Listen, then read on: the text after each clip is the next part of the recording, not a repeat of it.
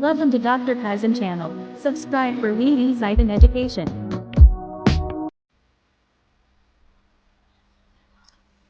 Halo, apa kabar? Ketemu lagi ya untuk di video selanjutnya.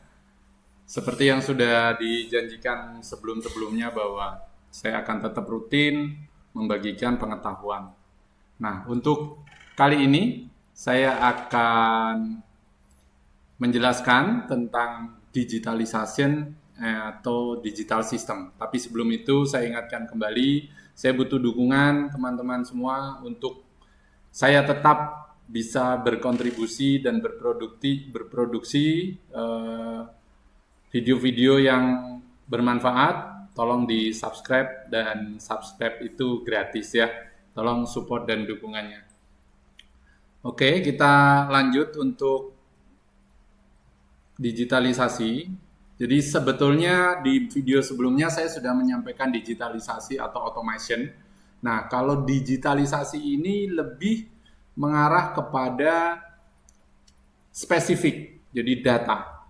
Jadi prosesnya itu adalah mengkonversi. Prosesnya tidak dihilangin seperti automation kemarin, hanya dari manual menjadi digital. Ya, ini tujuannya untuk mengimprove efisiensi. Kemudian contohnya itu dari kertas, dari yang kertas-kertas nulis manual gitu ke digital. Terus tugas yang contohnya ngitung-ngitung, masukin data, nah itu jadi software. Analisa jadi software, kayak gitu. Ya, terus kayak harus dokumen itu harus dikirimkan gitu. Nah, dikirimkan manual gitu. Nah, itu udah jadi kayak workflow gitu, kayak aliran. Kalau memang udah di-confirm, di-approve, ya dia otomatis langsung.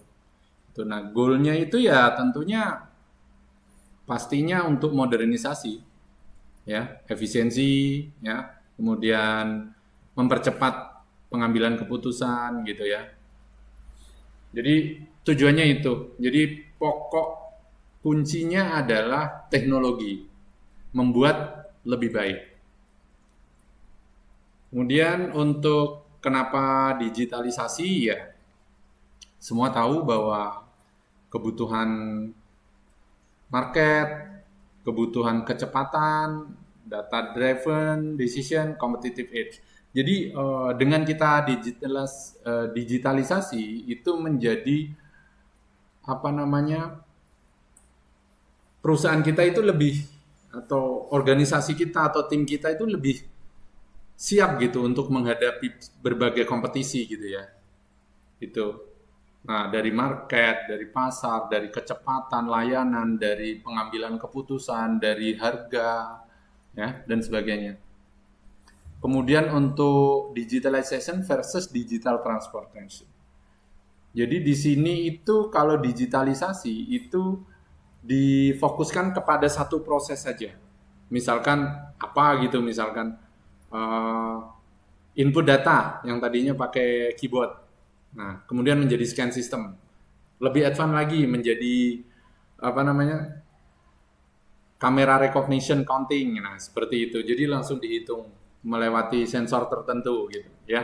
Nah, itu paperless, tidak ada tidak ada campur tangan manusia. Nah, digital transformation maksudnya itu adalah overall bisnis prosesmu, ya, overall bisnis prosesmu itu dirubah menjadi digital. Semua kegiatan yang tadinya tergantung kepada manusia untuk masalah data dan proses handover dan sebagainya, laporan dan sebagainya, decision, analisa dan sebagainya menggunakan orang, itu menggunakan sistem digital.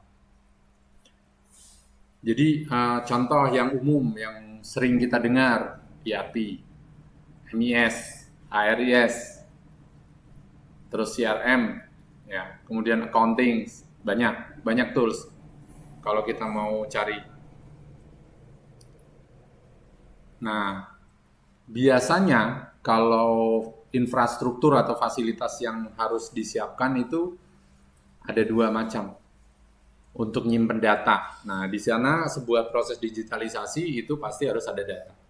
penyimpanan data, bank data, atau tempat nyimpan data. Nah, itu biasanya ada cloud, ada on-premise. Nah, cloud itu ya dia server yang kita sewa. Jadi kita nggak memiliki servernya di tempat kita. Jadi kita punya di cloud dan itu bisa diakses dari mana aja. Ya, di sini keuntungannya pasti fleksibel dan biayanya ya sesuai dengan kebutuhan kita mau seperti apa. Nah, kalau on-premise itu biasanya kita memiliki sendiri, kita bangun infrastrukturnya lah istilahnya, buat ruangannya, buat perawatannya, buat sistem pendingin, kelistrikan dan sebagainya, keamanan dan sebagainya. Kemudian harus ada tim yang ngerawat, ada tim yang ini, nah itu on-premise. Jadi pilihannya nanti ada di kita. Sebelum kita menjalankan digitalisasi yang tadi kita sampaikan, pertanyaan pertama itu adalah kita mau nyimpen datanya di mana, gitu. Ya. Kemudian keuntungannya udah saya ulangi lagi ya. Cost sudah pasti, lebih cepat sudah pasti. Kesalahan kita bisa kurangi. Mudah untuk dieskalasi atau mudah untuk diperlebar atau diperluas. Ya. Kemudian apalagi digital tools for manufacturing. Ya, ini infrastruktur lagi. Ketika kita bicara untuk ininya tadi udah bank datanya, nah cara ngambilnya datanya ini disebutnya toolsnya, alat recordnya, ya IoT, ya ini banyak equipmentnya untuk trackingnya. IoT ini adalah Internet of Things atau untuk ngambil datanya, pengambil datanya. Kemudian AI atau machine learning-nya ini untuk otaknya yang kita mau pakai itu yang mana, bootnya, robotnya, ya, yang mau buat kita pakai. Kemudian ada big data analytiknya, itu adalah bagaimana dari data mentah menjadi sebuah instruksi atau sebuah sebuah keputusan atau sebuah informasi. Nah, itu sistemnya, analisanya, logic thinkingnya gimana gitu ya. Kemudian untuk cloudnya ini tempat nyimpen data dan mobile aplikasinya. Kita mau menggunakannya, interface-nya itu kayak mana dengan usernya gitu ya. Ini yang untuk manufacturing ya, yang harus kita siapkan kalau kita mau merubah factory kita digitalisasinya. Jadi IoT, AI, atau sistemnya, atau otaknya, terus atau robotnya, kemudian logic thinkingnya, prosesnya, business flow prosesnya itu kayak mana, kemudian cloud, servernya, tempat nyimpen data, dan mobile aplikasinya. Nah, ini roadmap-nya. Seperti yang udah sama seperti mirip dengan yang kemarin saya sampaikan sebelumnya itu tentang automation, itu pertama audit. Maksudnya, tujuannya untuk mengetahui current sistemnya. Kemudian dokumen-dokumen yang dibutuhkan, terus halangan-halangannya apa, peluangnya seperti apa. Nah, itu tahap pertama. Tahap kedua itu plan. Harus dibuat clear. Tujuannya apa? Timeline-nya gimana? Terus alat ukur setiap itu alat ukur kesuksesannya. Oh, ini berhasil, oh ini enggak, ini itu gimana? Kemudian pilihan. Kan banyak tuh pilihan, mau pakai alat mana, mau pakai vendor mana. Nah, itu baru. Nah, itu sesuaikan aja dengan budgetnya. Nah, itu tahap pembuatan, develop. Ya. Kemudian saat sudah launching atau sudah menjadi pilot satu, yang pertama itu train, educate. Tim yang terlibat semua itu harus di training, harus diedukasi. Nah, disitulah sebetulnya nanti Anda akan mendapatkan feedback, gitu ya, feedback yang sebenarnya. Bagaimana itu terjadinya dan masalah-masalah apa. Nah, di situ baru Setelah di-adjust, disempurnakan lagi, baru di-deploy. Baru dioptimalisasikan untuk dilanjutkan semuanya. Ya, begitu. Apakah ada kesalahan? Tentu, pasti biasanya beberapa kesalahan umum. Itu pertama ketika kita salah menentukan tools atau softwarenya. Jadi software yang kita beli atau yang kita buat atau yang kita pakai itu berlebihan. Jadi salah. Jadi terlalu ini. Malah sistem itu malah bikin tim kita kadang frustasi, nggak cocok dengan mereka, nggak cocok ya, nggak matching. Terus tadi trainingnya kurang. Jadi ketika training kurang, orang kurang mengerti, sehingga mereka dipaksa untuk jalan, sehingga akhirnya harus jalan terus tanpa mengerti dengan benar sistemnya. Kemudian data masing-masing sendiri-sendiri. Nah, itu kesalahan yang umum. Jadi tiap departemen atau data itu atau sistem itu dibuat berdiri sendiri-sendiri, padahal tadi itu satu rangkaian bisnis gitu, nggak terhubung. Nah, ini juga masalah karena nanti digitalisasinya nggak jadi. Ini sama ini nggak terhubung gitu ya. Kemudian change management ignore atau mengabaikan. Jadi mengabaikan, orang itu kayak dipaksa gitu loh. Jadi nggak diperjelas maksudnya, nggak diperjelas, orang yang penting harus jalan aja gitu. Jadi nggak menghiraukan kanan kiri, jadi pokoknya harus diterabas. Nah itu juga bikin digitalisasinya nggak berhasil. Nanti hanya akan sekedar ada hardware, ada sistem, ada ini, tapi secara aktualnya nggak berjalan. Nah ini ada integration, ya, ada integration dengan automation. Jadi biasanya dengan API itu bisa. Jadi antara mesin atau sebuah robot atau sebuah AI dengan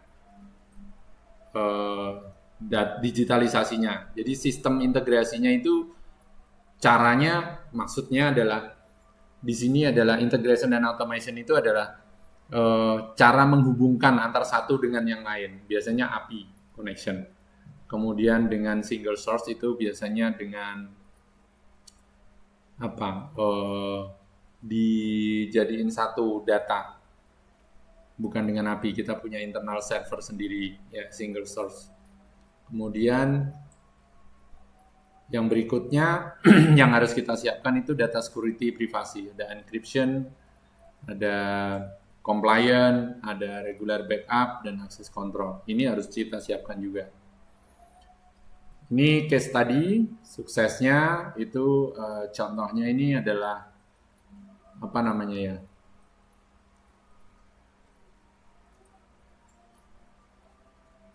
Data, misalkan sebuah proses di manufacturing itu butuh lead time-nya sekitar 3 hari, kemudian kemudian dan banyak order yang harus dijalanin sehingga monitornya itu manual kan tadinya. Nah ini yang harusnya bisa kedetek. Kita tahu kalau manufacturing ini contoh, manufacturing itu kan beberapa komponen dirakit jadi satu. Nah itulah prinsip dari manufacturing. Nah ketika komponen A, komponen B, komponen C ini butuh sinkronisasi. Nah di sini tuh masing-masing komponen ini kan waktu tempuhnya berbeda, waktu penyelesaiannya berbeda, sehingga ketika itu terjadi dikontrol atau dipantau secara manual, itu akan mengakibatkan data itu missing. Missing itu maksudnya gini, kondisinya sudah set atau belum kondisinya. Nah ternyata belum.